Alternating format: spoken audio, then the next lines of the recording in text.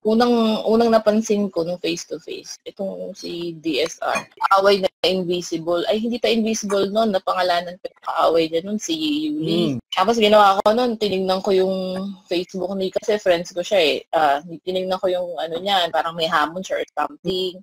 Tapos galit siya. Magalit siya. Tapos sabi ko, bakit kaya galit to? Di yun. Tapos eventually, iba na yung kaaway niya, hindi na natin nakikita. Tapos nagtatanong niya, sino naman kaaway na ito? So, iniisip ko sino kaaway niya ito. Gagawin ko, hahanapin ko yung si Will Santiago, hahanapin ko si Ulysses, sino naman kaaway niya. Wala talaga akong idea kung sino kaaway niya. Basta pagkatas ng pagkakatipon, iniisip ko sino kaya kaaway niya. Ganyan. Tapos eventually, parang natatanim na sa'yo, naiinis ka na. Naiinis ka na yung, naiinis ka na. Tapos iorasan mo, di ba, darating ka sa lokal, 5:00. Tapos, 1 oras na awitan yon. Tapos 6:00, nanalangin. Tapos from 6 to 7:30, puro awitan yan. Pasalamat, awitan, ganyan. Tapos break. Tapos walang katapusang recap. 1 oras mahigit. Tapos meron pang video. Ano ba yun? Yung video na kung ano-ano. Matagal akong kapatid. 2002 ako nabautismohan. September. Na-decide ko lang na talagang officially na hindi na ako dumalo. Second week ng January. Ang reason, isa lang. Umalim ako dahil sa aral. Siyempre, umalis din ako dahil sa aral na naririnig ko. Bakit po ba nag-exist kayo? Kasi kaya kayo umanib sa aral. Sabi niyo po, kaya kayo umanib dahil sa aral. Ano po ba ang narinig ninyong aral na nagkumbinsi sa inyo para kayo umanib? Iba kasi si Brad Eli, Brad Badong, ng mga tanong ko noon. Katoliko kasi ako dati, lumaki ako sa simbahan, kumakanta ako sa children's choir. Yan yung pinalakayan ko nung elementary. Tapos nung college, yung nagko-comlec ba yun? Yung nagbabasa ka pa sa... Commentators and lectors. Oo. Tapos, ang question ko lang noon, bakit ako sumasamba sa bato, sa anito, sa mga rebulto. Tapos ang babaw ng explanation sa akin ng mga pari noon na dahil, or nung kahit sino man makausap ko na tungkol sa picture, di ba, pag may ano ka, may mahal ka sa buhay, yung kinakausap mo, ganyan-ganyan. Tapos ang explanation ni Brad Eli, hindi mo naman dinadasalan, hindi mo naman tinitirikan ng kandila yung mga mahal mo sa buhay. Correct. Yun. Tapos nung nasagot ni Brad Eli yun na hindi talaga tama yun. Tapos matagal din ako nag-observe mga 6 months, 5 months bago ako talaga nagpabautismo. Tapos nung mapatunayan mo na every time na pumupunta ka sa pasalamat, kahit matagal, siya, nakaka-refresh. Yung nare-recharge ka. Opo. Ang trabaho ko talagang patayan. Yung hindi naman patayan, talagang mahaba yung working hours ko. Tapos hanggang Sabado, pumapasok ako. Linggo pa pasalamat nun, di ba? Kahit na Lunes ka na dumating ng madaling araw, pagpasok mo, zombie mode ka pero masaya yung pakiramdam mo kasi maganda yung aral na narinig mo. Kasi the day naramdaman mo na you feel blessed. Oo, naramdam mo talaga kasi umpisa pa lang ang paksa. Alam mo, sinabi ang paksa sa umaga. Pagdating ng gabi, parang 5 paksa na yung na-topic Yung pagsakay sa makarinig mo mga kapatid na nag-uusap tungkol sa teksto, ganyan. Alam mo yun? Nung lately, nung face-to-face na, unang napansin ko nung face-to-face, itong si DSR, kaaway na invisible, ay hindi pa invisible noon, napangalanan ko yung kaaway niya noon, si Yuli. Tapos ginawa ko noon, tinignan ko yung Facebook niya, kasi friends ko siya tinignan ko yung niya, parang may hamon siya or something. Tapos galit siya. Magalit siya. Tapos sabi ko, bakit kaya galit to? Di yun. Tapos eventually, iba na yung kaaway niya, hindi na natin nakikita. Tapos nagtatanong niya, sino naman kaaway na ito? So, iniisip ko sino kaaway niya ito. Gagawin ko, hahanapin ko yung si Will Santiago, hahanapin ko si Ulysses, sino naman kaaway niya. Wala talaga akong idea kung sino kaaway niya. Basta pagkatas ng pagkakatipon, iniisip ko sino kaya kaaway niya. Ganyan. Tapos eventually, parang natatanim na sa'yo, naiinis ka na.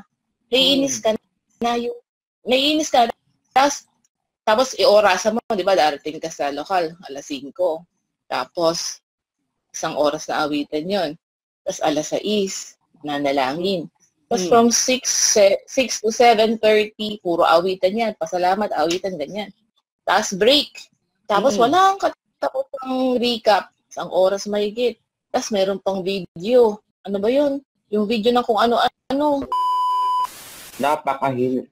Napaka-hinustisya naman yung mga sinasabi nito, sabi ko. Napakalayo naman sinasabi nila sa aral ni Barry Levy. Alam mo ba ang sabi niya na yun daw pagka-charity, ang may karapatan lang daw na magbigay ang parang MCGI. Pero kapag ibang hindi sakop ng MCGI, ang sinasabi niya daw, ako kung napanood yun na to ang sinasabi niya is parang kapag iba ang tumulong, parang kolorum na daw. Sabi ko, napakabobo naman tong babaeng na to, sabi ko. Halimbawa ako, isa lang ako namamasada. Sabi ko, isa ako namamasada. Meron ako nakitang namamali mo sa daan na hindi ko kailangan i-video. Bigyan ko ng pagkain, kolorum ako. Ang layo na ng aral ng binibigay ng puno ng mga to, sabi ko. Napaka-inustisya na. Sabi ko ganun, halimbawa ako, namamasada ako. Ang trabaho kasi namamasada ng tricycle. May nakita akong dukha, namamalimos. Bigyan ko ng pera, bigyan ko ng pagkain. Kolorum ako. Hindi, kumbaga parang ang sinasabi niya parang hindi daw encountered. Sabi ko, napakabobo mo namang babae ka. Hindi ko naman ipaliwanag kung anong ibig sabihin ng bobo. Ibig mo bang sabihin kapag hindi nyo kareliyon, pag tumulong sa kapwa, kolorum, hindi counted? Napakabobo mo naman babae ka. Hindi mo kailangan i-judge ang isang tao kung gusto niyang tumulong sa kapwa niya. Ano ka, Diyos ka ba? Ganyan na ba ang aral na pinapangaral sa iyo ng puno yung gago? Simula nang namatay si Bro Eddie, sabi ko parang diwa ng mga to, sabi ko, hindi na diwa ng Diyos ng mga to. Sabi ko, diwa na ni Kibulo itong mga to. Nung napakinggan ko si Bro CJ, napakinggan ko si Bro Badong, una sabi ko parang suspected ako na paninira na tumote. Pero nung napakinggan ko siya, sabi ko, lahat ng paninira nila kay Bro Daniel, sabi ko parang, pero nung, nasabi ko kay Bro Badong na nung first time ko umattend ng STBB, sabi ko parang, wala nang kwenta, sabi ko. Hindi na ito yung hinahanap kong aral, sabi ko. Kaya nga, umanib ako yun dahil sa aral. Dahil yung aral na pinupuntahan mo sa lokal, yun ang ina-apply mo sa buhay mo. Sa pang-araw-araw na buhay na ginagawa mo sa buhay mo. Diba? Pero sabi ko, parang, wala na. Wala nang kwenta to, sabi ko. Makikinig na lang ako sa mga old video ni Brother Eddie. Ang bobo po niya, ni Sis Luz, no? Opo, ay, nako, brother yan. Ano yun, sabi ko? Sabi ko, yung naging utak no, sabi ko, parang napunta sa puwit. Sabi ko, anong aral? Anong aral yan? Alam mo, tinan mo, bro, si Jaya. Nung pinapanood ko yung video, ito pa yung entrada niya eh. Opo nga po sabi niya gano'n. Based po dun sa pinag-aralan natin kahapon, regarding to sa charity, sabi niya. Tayo po yung gumagawa nun. Kapag iba yung gumagawa, nagbibigay ng parang iba yung nagka-charity, kolorum po yun. Hindi po counted yun. Ha? Kolorum ako? Hindi yan ang natutunan ko sa pakikinig ko kay Brother Eddie. Kayo na lang ang gumagawa ng sarili nyong aral na hindi panig sa Diyos. Amen. Mga gago kayo. Hindi ko man sila personal na meet. Hindi ko man sila na-encounter in personal. Nagbe-base ako sa mga video nila.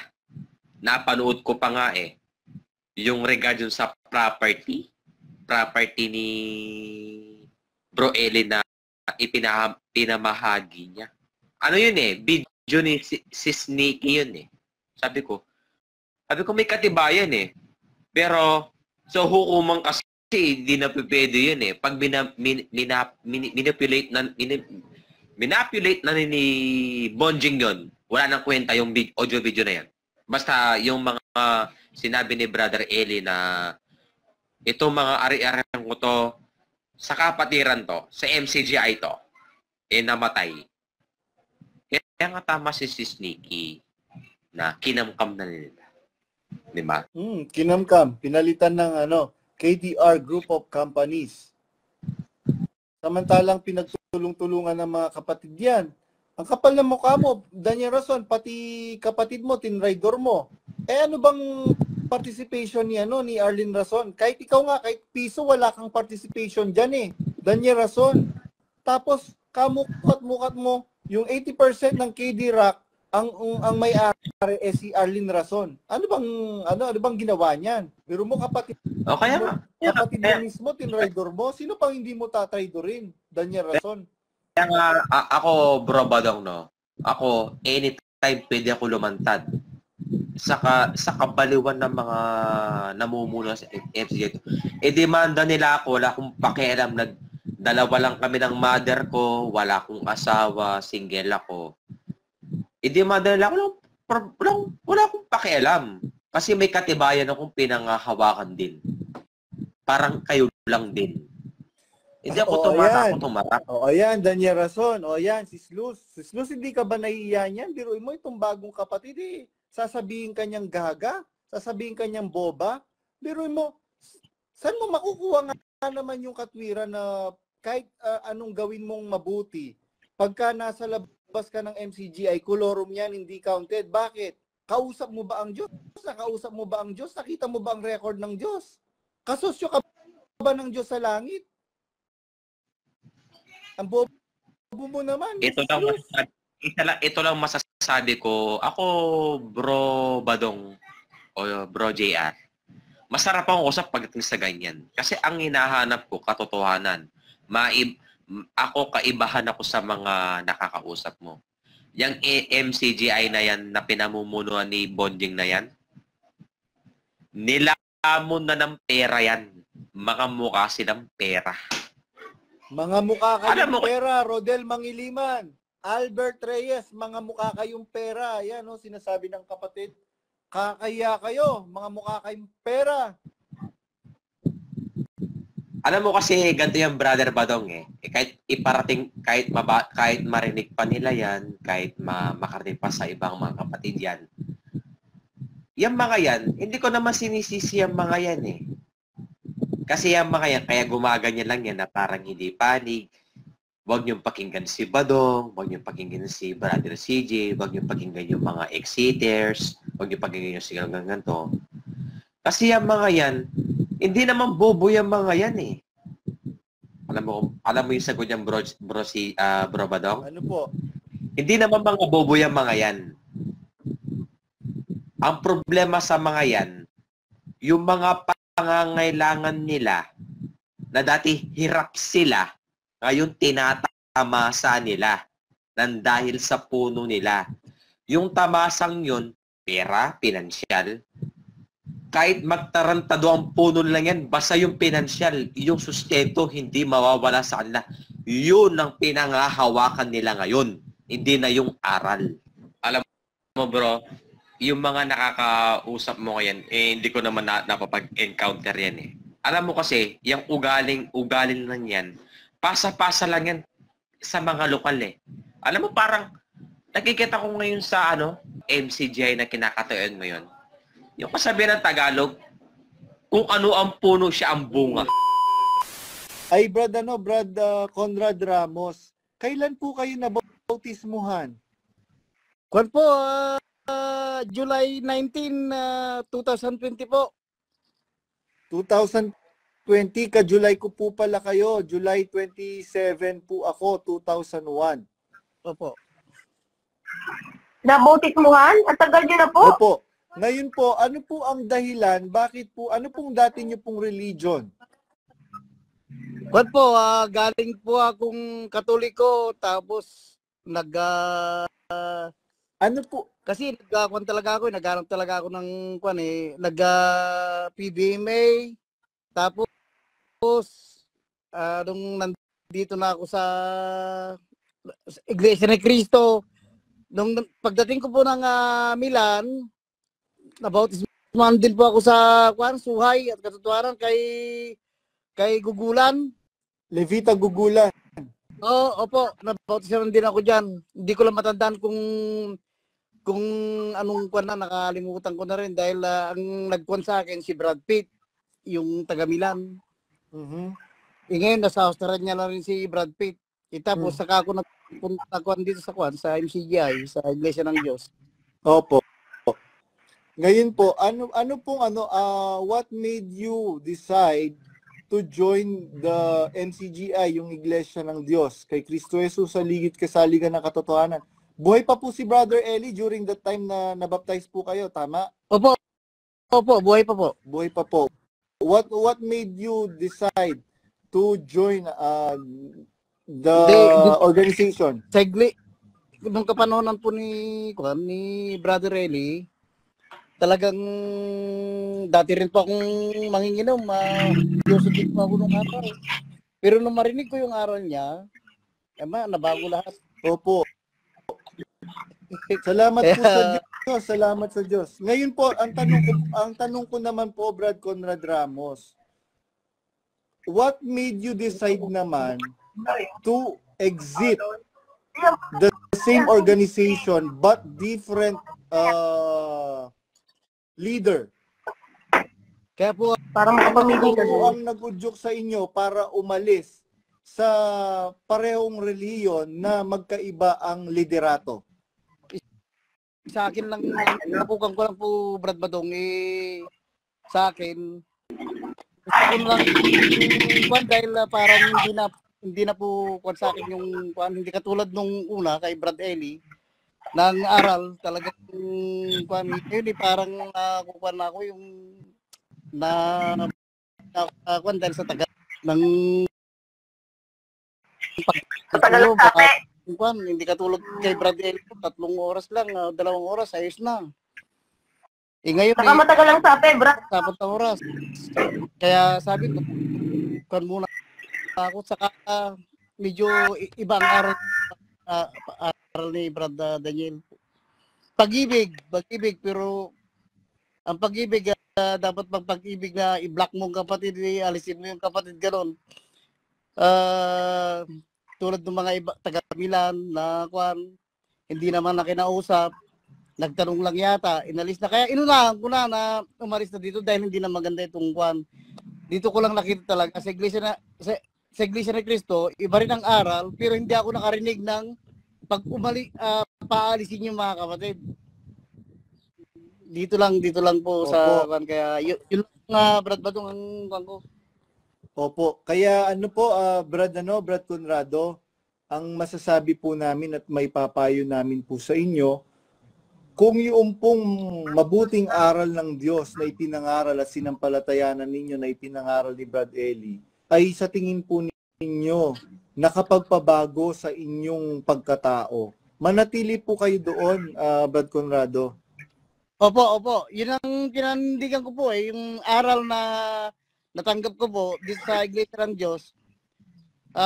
Ito po ang paninindigan ko, hindi mababago po. Opo. Dahil pwede naman po tayong maski nandito tayo sa labas, pwede naman tayong sumamba ng Espiritu Santo Opo, tama. Yun po yung sinabi ng Panginoong Jesucristo na dumarating ang araw at ngayon na nga, nasasambahin ng mga tunay na mananamba ang Diyos sa Espiritu at katotohanan. Marami pong paraan, marami pong paraan, kapatid na Conrado Ramos, na upang sambahin ang Diyos. Bilang magulang, ginampanan mo ang iyong katungkulan bilang magulang sa iyong asawa, sa iyong mga anak.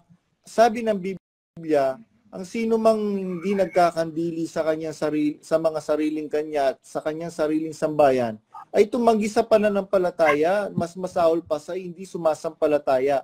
Pagka pala ginampanan natin ang ating mga tungkulin bilang mga magulang, nakandiliin ang ating sambayan, sumasamba tayo sa Diyos. Ito'y mabuti. Igalang mo ang iyong ama't ina. Ito ay siyang unang utos na may pangako. Efeso 6:1-2. Basta ka naman siguro, Makon, kung basta marunong ko lang sumamba sa Panginoong Diyos. Ang Diyos naman, sabi niya nga, gusto ng Panginoong Diyos ang tao maligtas lahat. Hindi naman siguro lahat ng ay maliligtas lahat.